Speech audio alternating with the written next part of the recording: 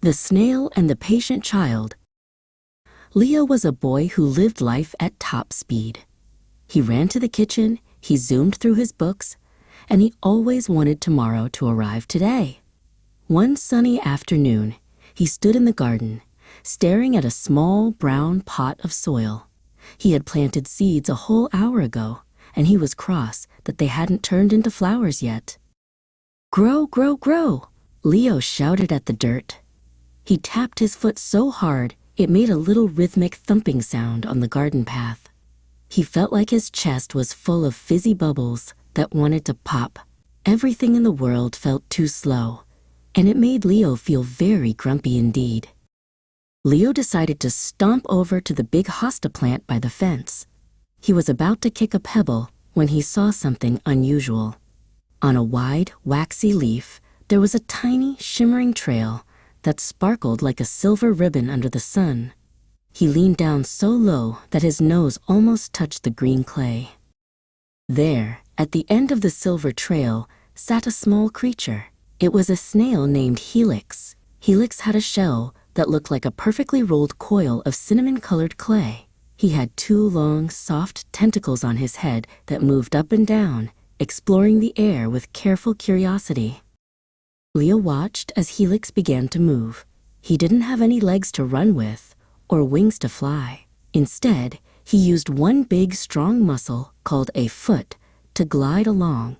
As he moved, he produced a layer of slippery slime to help him grip the leaf and stay safe from sharp edges.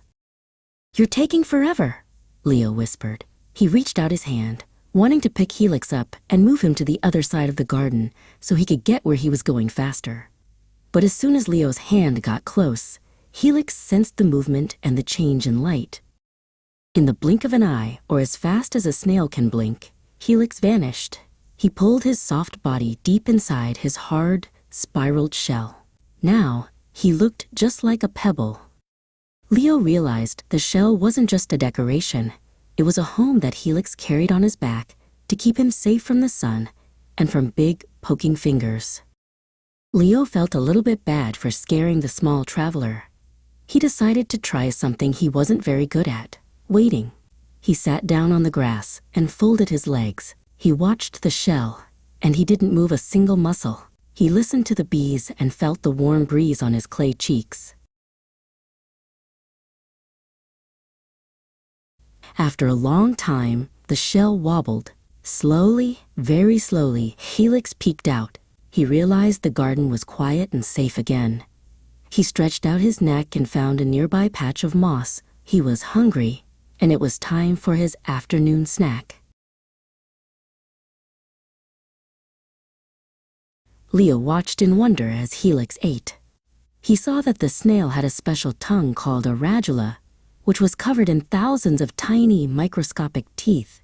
Helix used it like a little saw to scrape up bits of green food. It was a slow process, but Helix didn't seem to mind at all. Leo looked back at his flower pot. The seeds still hadn't sprouted, but that was okay. He looked at Helix, who had only moved 3 inches in 10 minutes. Helix was a mollusk, a creature with a soft body and a different rhythm than a boy. He didn't need to rush to be happy. Leo spent the rest of the afternoon in the garden. He didn't run, and he didn't zoom. He just enjoyed the sunshine. He learned that some things are meant to be slow, and that if you wait long enough, you might just see the world in a whole new, beautiful way. Like and subscribe Trend Life Animation for another story.